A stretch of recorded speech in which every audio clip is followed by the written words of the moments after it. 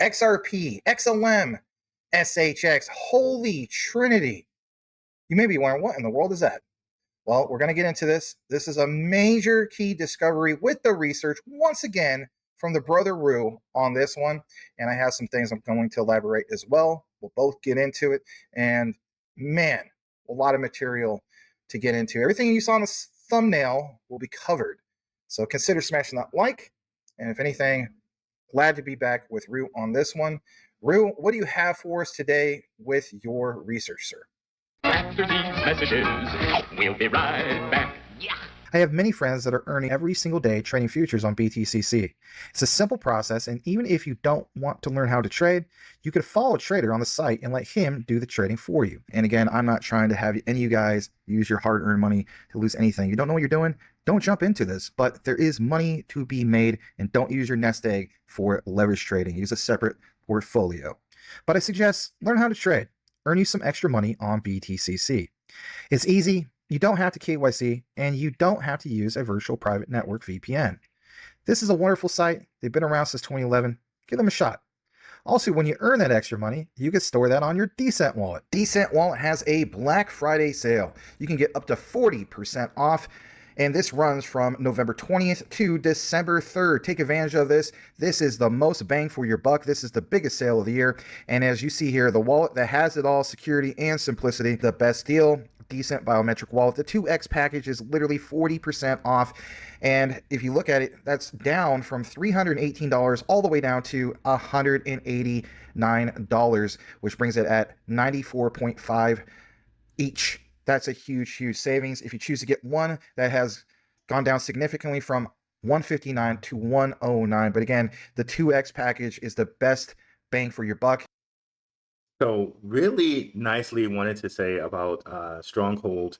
I saw some information where they mentioned Stronghold as a holy trinity to XLM and XRP.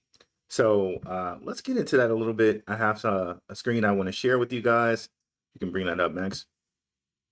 So here we have here this holy trinity here, in which let's just kind of read this out of here. The Holy Trinity of XLM, Stronghold, and XRP, origins and significance in the cryptocurrency community, particularly among enthusiasts focused on ISO 20022 compliant assets and cross-border payments. XLM, Stellar Lumens, Stronghold, SHX, and XRP's Ripple native token are affectionately dubbed the Holy Trinity. This term draws from the religious metaphor of the three interconnected divine entities forming a unified whole, symbolizing how these three tokens complement each other to create a robust, scalable ecosystem for bridging traditional finance, TradFi, and decentralized finance, DeFi. Is not an official designation from any company, but a grassroots label popularized on platforms like X and YouTube since mid-2024, emphasizing their synergistic roles in global money movement. The phrase gained traction amid rising adoption of blockchain for payments in XLM and XLM's and XRP's historical ties, amplified by SHX's niche as the missing puzzle piece. Okay, so if we get down here, they mentioned the primary roles of these in the Trinity here, which we'll read. Okay, XRP is the bridge, intercurrency powerhouse, handles volatile high volume cross-border settlements for banks via on-demand liquidity, right? We've gone over this. Max has gone over this. Jesse from Apex Crypto Insights has gone over this. XRP as the central bank of central banks, global clearinghouse, or global standard ledger, global, I'm messing it up. Global real-time gross settlement system. All good. There we go. Global real-time gross settlement system, right? So there's that with XRP. XLM, Stellar Network, the People's Rail, inclusive and scalable backbone, enables peer-to-peer micropayments and serves the unbanked with ultra-low fees and 5-second settlements. We mentioned Stellar in reference to Zabek, which is his partner, does micropayments, but of course, today we're going to mention it in reference to Stronghold. And of course, we know if we look over here, key features and ties, decentralized nonprofit Stellar Development Foundation, forked from Ripple in 2014 by co-founder Jet McCaleb, hosts SHX natively, emphasizes accessibility for remittances and DeFi. Okay, and also just want to point out here, which we'll go over a little bit later, XRP, centralized-ish, focus on institutions, invested in Stronghold. So that's a very good, important point. In 2018 for stablecoin synergies, often called the institutional king. And then we have SHX, Stellar network built on top of XLM, the compliance glue, the stable regulated on-off ramps. Power Stronghold's platform for USD-backed stablecoins, ACH integrations, and merchant liquidity, ensuring regulatory compliance. So NACHA, we know, ISO 20022 Labs, we know, undervalued hidden gem in the market right now. It just went under a cent a coin, so it's like 0.0094 right now. Market cap is less than about 50 million as of right now. Founded by ex-Ripple, ex-Stellar exec like Sean Bennett. Ripple investment links it directly to XRP. Uses XLM's efficiency for escrow and tokenized payments. Okay, now if we go here to another tag from Gronk, we see here again, strategic investment and partnership. Ripple's direct investment in Stronghold SHX. In 2018, Ripple Labs invested in Stronghold as part of its XRP community fund and early stage funding rounds. This was aimed at expanding Ripple's ecosystem for stablecoin issuance and payment rails. So there we go, right? Stronghold uses SHX to facilitate USD pegged stablecoins like Stronghold USD, which complement XRP's role as a volatile bridge asset by providing stablecoin on and off ramps, which we're going to get into more here in just a second. And Max is going to connect to some other things here. Why it matters: Ripple saw Stellar SHX as a low friction partner for dollar denominated settlements. SHX handles the regulated dollar plumbing, i.e. or e.g. NACHA compliant ACH transfers, while XRP bridges currencies in ODL. This creates a symbiotic loop. Institutions can interact via Stronghold stable rails and use XRP for efficient global transfers. Okay, evidence. Stronghold CEO Tammy Camp has highlighted this in interviews, noting Stronghold's role in bridging traditional finance and digital assets alongside XRP. So now I want to play a video from Sean Bennett just to kind of bring this all together a bit. And Sean Bennett is going to also mention a bank that Stronghold is beginning some working with. I'm going to play that right now. Sean here.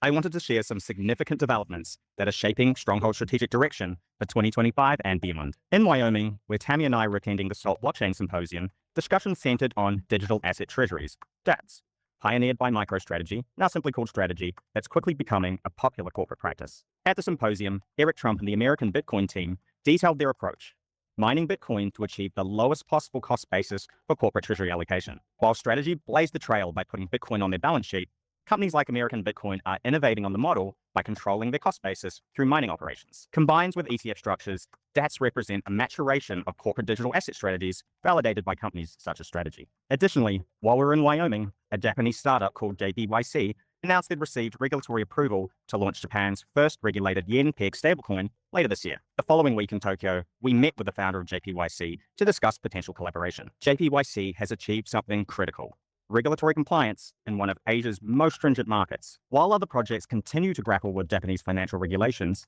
they've secured the necessary approval and institutional backing to operate. This positions them as an ideal partner for Stronghold's renewed focus on international payments. Let me provide some context. Over the past few years, Stronghold deliberately concentrated on our domestic US payment infrastructure and customer base. This foundation was essential. However, cross-border payments remain core to our vision. We're now returning to this mission, but with a fundamentally different approach. Rather than attempting to launch proprietary stablecoins in multiple jurisdictions, we're establishing partnerships with best-in-class regulated operators in key markets. JPYC represents exactly this type of strategic alliance. Our Tokyo meetings also included Minna no Ginko, or Everyone's Bank in Japanese, a digital-first institution that understands the convergence of traditional banking and the digital future. International payment rails require more than technology. They require banking partners who can navigate both regulatory frameworks and provide actual infrastructure. These relationships are fundamental to our expansion strategy. Many of you may be familiar with Stronghold's earlier work, including the creation of our own line of stablecoins, Stronghold USD, for retail and separate institutional use, including a version we created for our partnership with IBM. We're heading back to those international roots, but with a different approach. Instead of building all the infrastructure ourselves, we're partnering with established operators who already have the regulatory approvals and local payments access and expertise. This opens us up to markets and capabilities that would take years to build independently. Through these partnerships, we're rolling out internationally again, connecting payment systems across borders through strategic alliances rather than isolated development. These developments align perfectly with Stronghold's positioning. Regulated stablecoins launching globally, banking institutions embracing digital asset integration, and corporations adopting Bitcoin as a treasury asset. SHX sits at the convergence of these trends, providing the infrastructure to connect these evolving markets. The international payments landscape is transforming rapidly. Stronghold is positioned to capitalize on these changes through our partnership strategy and established infrastructure. So great. One of the things that they mentioned there was the stablecoin, which I'm going to mess up the name of, say, JPYC. Yep, you got it right. JPYC.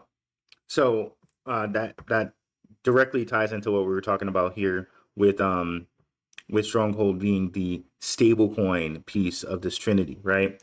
And they also mentioned the bank Minna no Ginko, which I'm going to share some information about right now. Minna no Ginko is official name. Minna Bank is Japan's first fully digital bank, a smartphone complete bank launched in 2021 as a subsidiary of Fukuoka Financial Group, FFG. It is a neobank with no physical branches where everything from account opening to deposits to transfers to debit card usage and loans is completed entirely via a smartphone app. So this is kind of where the world's heading here. And, Zabak has mentioned this. Zabak has, got together with their Zabak Net that they're doing with World Mobile Token to create themselves as a neobank. I think this is all where we're heading with the gig economy and everything that's heading here with ISO 20022. Really, this is this is the new world that we're headed to. So you can see here that Stronghold is kind of at the forefront of that and what they're doing with stablecoins and how they plan to use it when it comes to places like Japan. And by the way, we know Japan is an area that XRP is very heavy in because they have SBI, which SBI holds like a large portion of XRP. I think it's 8.7% of its supply they hold with SBI in Japan. And we also know that Stronghold has a Stronghold Japan branch. Okay, so let's just continue and finish this out. Targeting digital native generations, it is known for being the first in the world to adopt a cloud-based banking core system. Regarding Stronghold, based on the context, falling to a possibility seem most likely, which we just know. We just saw the video there. Now, Max is going to give you guys some stuff that ties this all together as well. All right. So, Rue, are you wanting me to conclude this with my findings, or do you have some more you want to share? Okay, just double checking. We're going to do now is jump into some of this stuff. You did see a little bit of the Jasmy in the thumbnail. You see a little bit of the Quant in the thumbnail, which is great. And thanks again to Rue for all his key findings. I think all this stuff is worth pointing out, and it's also great to share how it all connects, to say the least. So we're going to pull this up, and this is also really, really good. So for one, I want to establish, I guess you could say, kind of like a paper trail with this. So Rue did mention the whole thing of JPYC. Here's where things like Jasmy come into the mix. So for one, shout out to Jasmy Thailand. He points out the rise of Japan's digital yen. Think about this for a moment.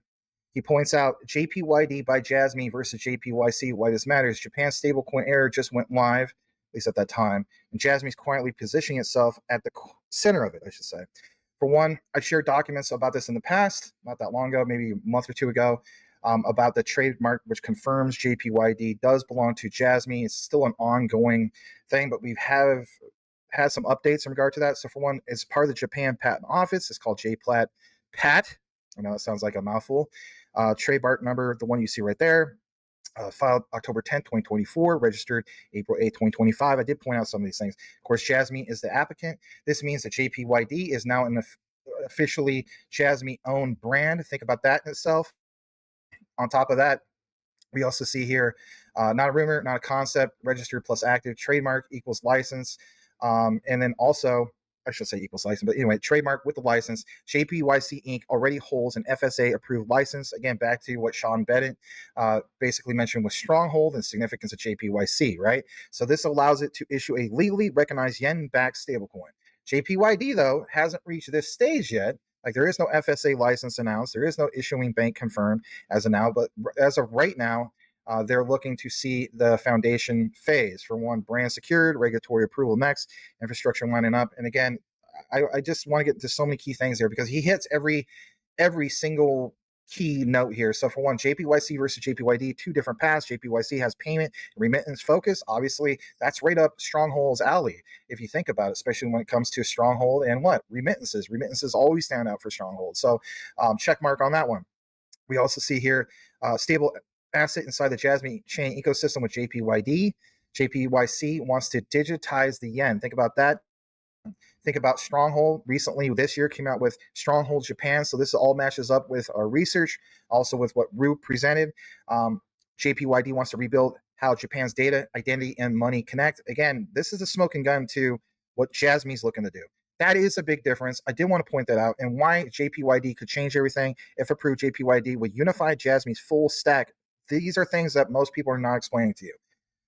For one, in another video, I was talking about ATM standards. So for one, ATM withdrawals, APLIX integration. We know that APLIX is a key partner with Jasmy, on-chain conversation, Jasmy coin, the DD coin, JPYD, Vein biometric ID for secure cash flow. We talked about this with, oh man, what was it called? There's a key one that uses literally this biometric data, right? I'm losing the name. There's so many names, right? But anyway, Vein biometric ID for secure cash flow, compliance ready. So again, keep in mind, Jasmy was the first to become regulatory compliant. You had the banks, you had the insurance companies, local governments, not just a token. It's the financial backbone, bridging Web3, real world money. I know I'm reading a lot of this verbatim, but he had an excellent thread. I do want to share a little bit more about the bigger picture. Japan is pushing digital ID. They are, plus Web3's national policy. Japan missed out on Web2. They do not want to miss out on Web3. Jasmy's already plugged into that system from IoT security, digital payments, and identity. With JPYD, Jasmy could become Japan's first company to merge data privacy, identity, currency into one cohesive system. So for one, it is trademark registered. I showed you literally the document in another video, and hopefully I can find that one, put it as an in-screen card. FSA license pending. Again, FSA is basically Japan's version of the SEC, real utility loading, okay? And again, like it says, here's the rise of digital yen, JPYD by Jasmy. And if anything, from data security to digital currency, Jasmy is building Japan's trusted digital foundation. Now, it was posted, of course, not that long ago, October 28, 2025. Now, fast forward to what Rue was mentioning in regard to Minna Bank, and you will see quickly how this all comes together. Watch this.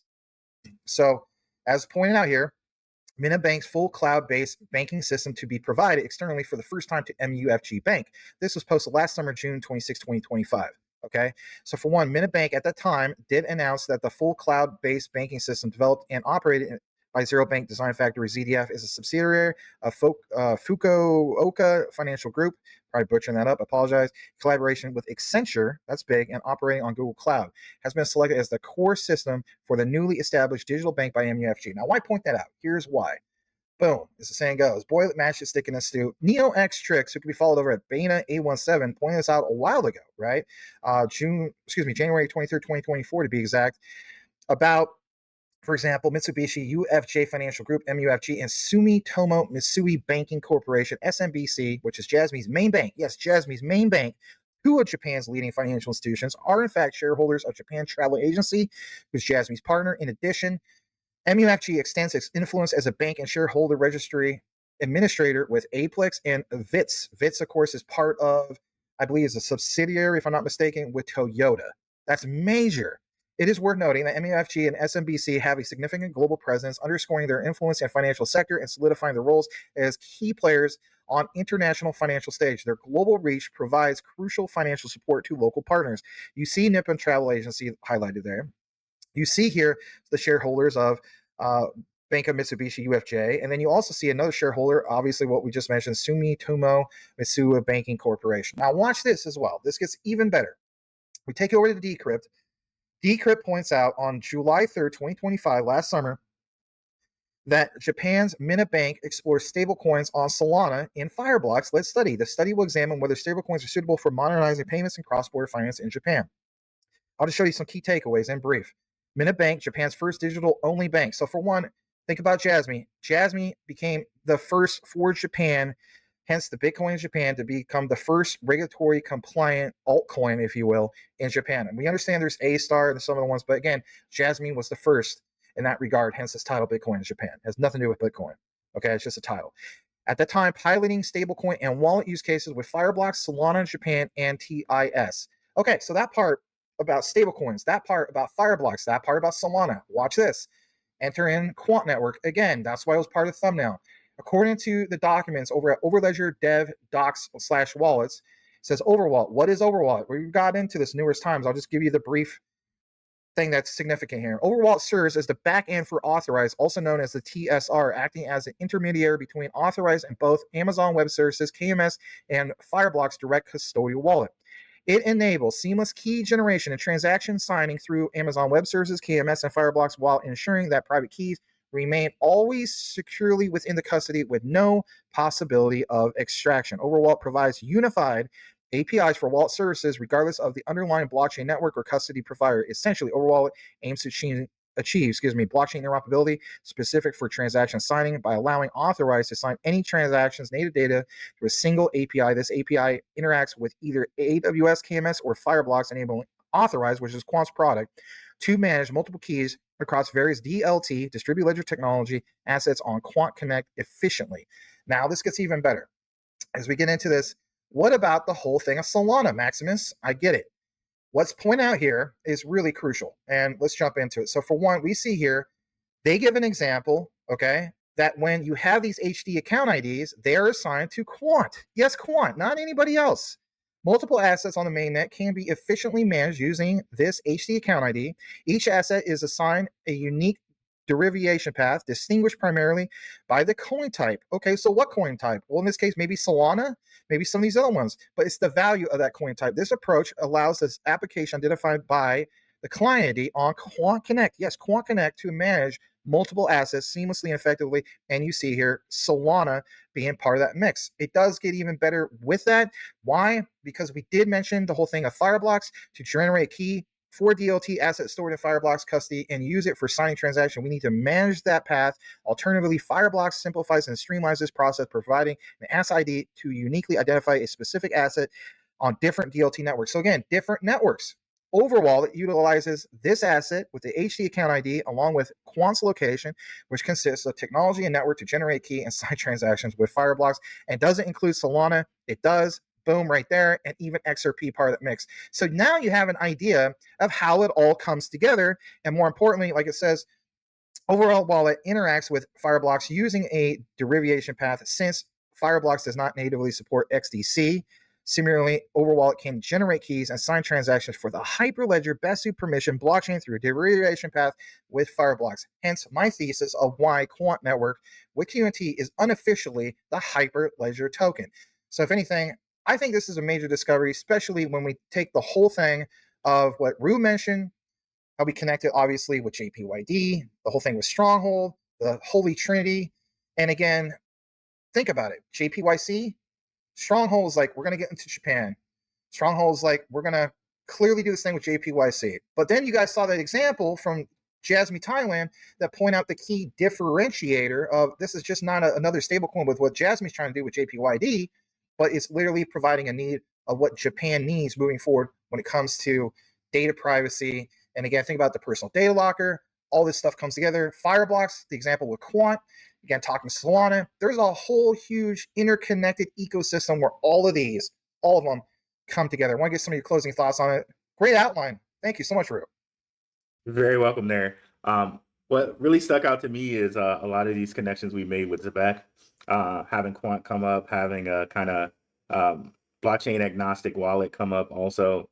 A lot of things stuck out with Zebek, but sticking to Stronghold here, I like its role in the Trinity being to connect the stable coins. It's almost as if Stronghold is the part that connects retail to the whole institutional you know, CBDC type of deal. So Stronghold is a very, very important piece when you think about connecting the retail. And then if you want to go down further to the Zebek, okay, well, now that's connecting payroll the moment someone makes some money. So make some money, Zebek super app to Stronghold to XRP ledger slash over ledger, right? Yeah, I love it. I love it all. Well, right on. We appreciate you guys tuning in to these outlines. Hopefully you appreciate how we connected all this and how it all makes sense. So do us a solid if you listen to the entire outline and just type in Trinity, and we'll know that you listened to it all.